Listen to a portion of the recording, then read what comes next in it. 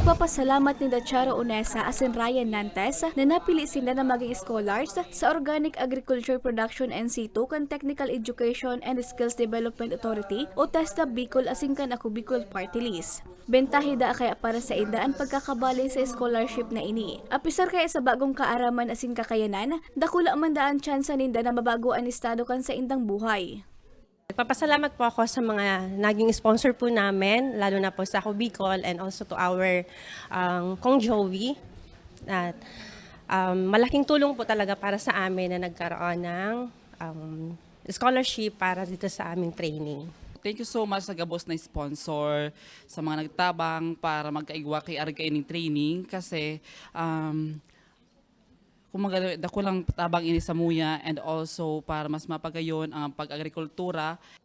Antes na ipasairarom sa training, pigpasairarom muna sinda sa orientasyon kan nakaagin si Mana kan Elmero de Shea Integrated Farm sa Barangay Palanog, Kamalig, Albay. This training po is all about organic agriculture production and C2. But first and foremost po, nagpapasalamat po ako dun sa Ako Bicol for making it possible na ma-execute po tong training ito.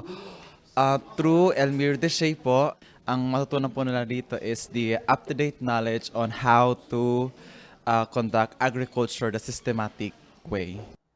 Ang 25 scholars ang interong gikan sa pamilya nin mga parauma sa Barangay Palanog, Barangay Miti asin Barangay Barrio, Kamalig.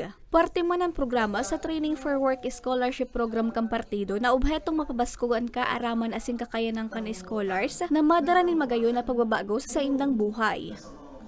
Duman po sa mga nag-enroll, sa mga estudyante sa kursong ini, linalaom po kan sa tuyong mga congressman, kan Ako Bicol Party List, na sana po matapos nindaan sa indang training, maging sertipikado sindang mga graduate kan TESDA, and makahanap sinda nin trabaho, and kung gusto ninda na magpuonin sa diri nindang negosyo, nakapagpuon sinda nin sa diri nindang negosyo. Of course, sa pakikipagtabangan po iyan sa tuyang partner agency, sa TESDA, sa eskwelahan, and of course sa tuya pong Ako Bicol Party List mismo.